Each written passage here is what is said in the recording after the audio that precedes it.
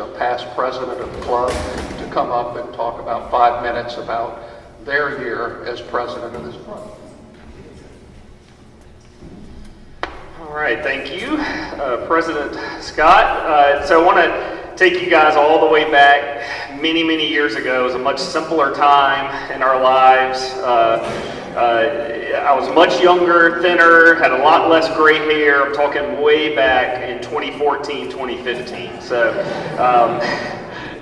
I have to say I was very intimidated by being the president of our club the same year that Matthew Kane was the district governor of our district. As you can see, he's an awesome Rotarian and involved with a lot of stuff. If I didn't realize that up front when I agreed to become president that year, I may have reconsidered. I don't say that with any disrespect towards Matthew, of course. It's actually the exact opposite. He's such a good Rotarian, and I have so much respect for all the energy that he has for Rotary, our club, and the district, that I didn't think I was worthy of leading our club that year. But Matthew was a big help to me and an inspiration, and I think things turned out okay that year. As many of the other past presidents have said, you can't be successful in the job of president without a strong board of directors, and the board for my year was extremely strong and helpful. Many are still leaders in our club. Chris Morton, Stephen Nelson, Scott Tarkenton, our current president, Mike Wienold, who will be president next year, Jason Potts, who's in line to become president the following year. One thing that really stood out to me, though, after reviewing some of the board reports for that year was how many of my board members are actually no longer with the club. So I don't really know what that says about me, but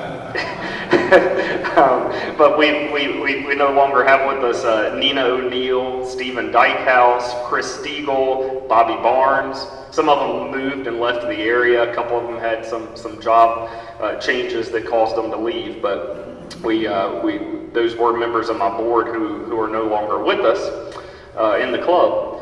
But despite that, I think we were able to move the club forward a bit and set a good foundation in other areas.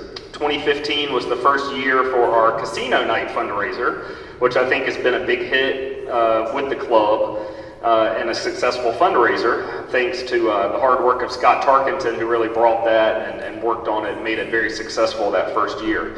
And I remember having a lot of fun at the craps table that year, as I heard about from many members since then. But it was it was still considered a good fundraiser for us.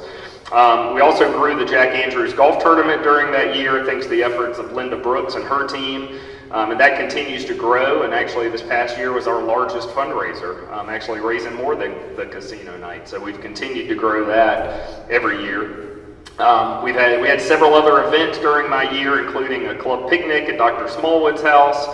We had an Alzheimer's event at Abbotswood. That was Matthew's big push for the district, was to raise awareness for Alzheimer's. So we had events throughout the district for that. The Brazilian vocational team spent a few weeks here with us during my year, and they stayed with many of you in your homes. And I know those relationships have lasted to this day. So I know that was a big event for that year. We had the district conference in New Bern that year. We had a huge turnout from our club, especially given the fact that Matthew was the district governor that year. But I remember that was a great time. For me personally, it was a great year. When Adam Gotzigan asked me to be president, I wasn't sure that I could ever get up in front of a large group of people like this and lead a meeting. But I learned a lot about myself, learned a lot about Rotary that year, made a lot of good friends district-wide. We actually did earn the presidential citation that year, which was awesome as well. And I'll just say I urge everybody in here to stand up and become the future leaders of our club. I know we've had a lot of people that have said that when they've stood up here, and I think that's true. We all have excuses. I still have my fair share of excuses to this day. But if I can be president with a year when I had 3 kids all under the age of 4, then I know there's plenty of other people in this room that can do it as well. Now, if only somebody could tell me how to become a good treasurer, then I'd be on to something. So, with that, that's all I had. Thank you very much.